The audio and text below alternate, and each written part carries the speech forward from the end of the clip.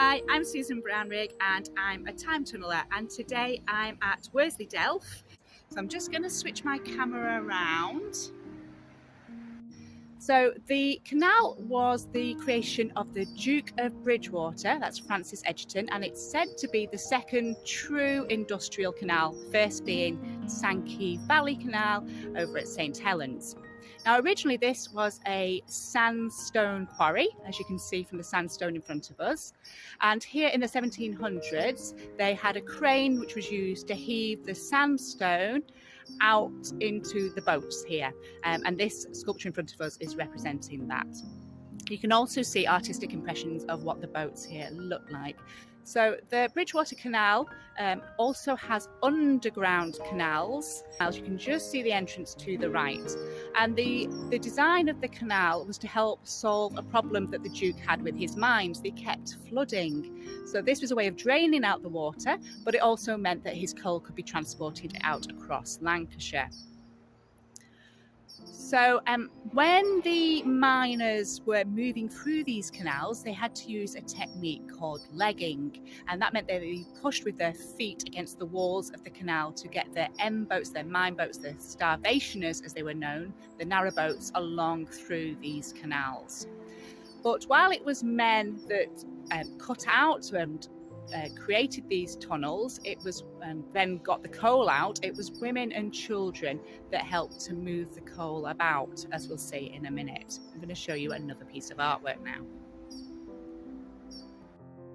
So here we have an artwork that shows a cart full of coal, and as we move in we can have a look at the artwork here, which tells us what it was like for the children. And this is an extract from the Children's Employment Commission report. Where possible, pit ponies were used to carry the coal. However, in narrow seams, women and children had the job of carrying the coal while crawling on their hands and knees.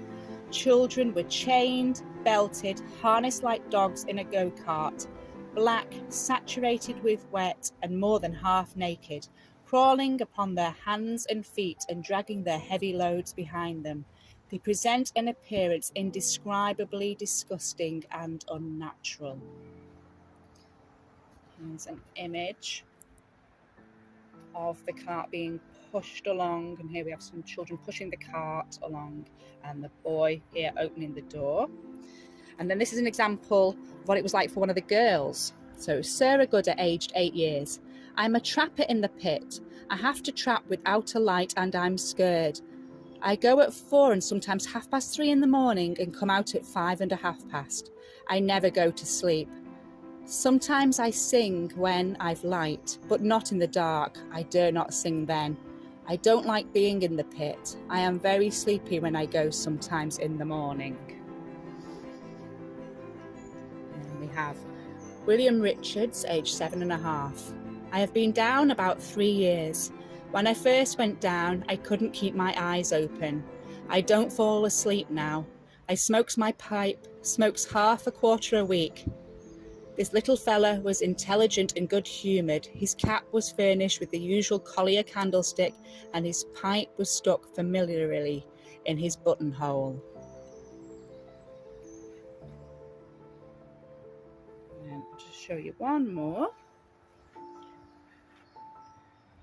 John Saville, 7 years old, collier boy. I stand and open and shut the door. I'm generally in the dark and sit me down against the door. I stop 12 hours in the pit. I never see daylight now except on Sundays. I fell asleep one day and a curve ran over my leg and made it smart. They'd squeeze me against the door if I fell asleep again. So for this week's writing challenge, I would like you to imagine that you are one of these children now here at Worsley Delph, and imagine what it would be like to be there in the dark and afraid.